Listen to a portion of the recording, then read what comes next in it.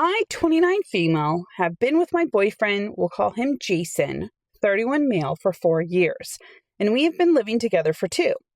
We've always talked about buying a home and starting a family. Jason was a financial planner, organized, conservative with money, and always preaching the importance of saving. We split our rent and living expenses 50-50, but because he was so strict about saving, we rarely went on vacations or went out for nice dinners. I admired his discipline, so I never complained.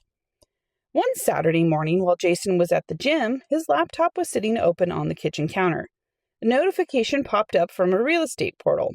I glanced over, thinking it was a listing for houses in our area that we might want to view together. Instead, it was a monthly automated confirmation for a lease payment on a high-rise luxury apartment in the city center, an address 20 minutes from our flat. Confused, I opened his personal budget spreadsheet on the desktop, hidden under a minimized tab labeled Miscellaneous. I found a second full budget. He wasn't just paying rent on our apartment. He had been paying $2,500 a month for a luxury studio downtown for over a year. Even worse, the spreadsheet tracked thousands of dollars spent on high-end men's clothing, Michelin-starred dinners, and luxury car rentals, none of which I had ever seen. When Jason came home, I handed him a printout of the apartment lease and the spreadsheet. He turned pale, but instead of apologizing, he got defensive. He claimed the apartment was an investment and an executive suite he rented so he could look impressive when meeting high net worth private clients after hours.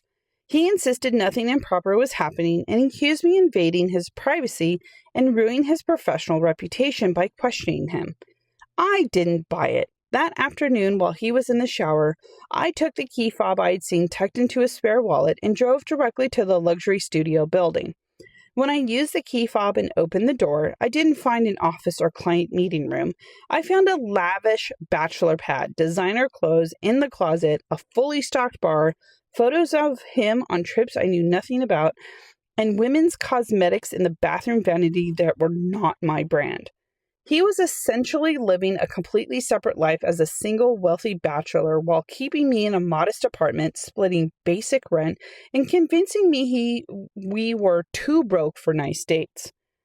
I photographed every corner of that studio, including the receipts, luxury items, and cosmetics, then left the key on the kitchen counter. I drove back to our shared apartment, packed my belongings, and moved into my sister's home while Jason was out looking for me. When he realized I had discovered the truth, he sent endless text messages begging for forgiveness, claiming he had a lifestyle addiction and was trying to live out a fantasy that he loved me and wanted to go to couples therapy. I refused. I hired a lawyer to properly separate our joint lease and financial ties. During the process, my lawyer discovered Jason had also been fraudulently claiming tax deductions on his business by writing off his luxury apartment as a home office.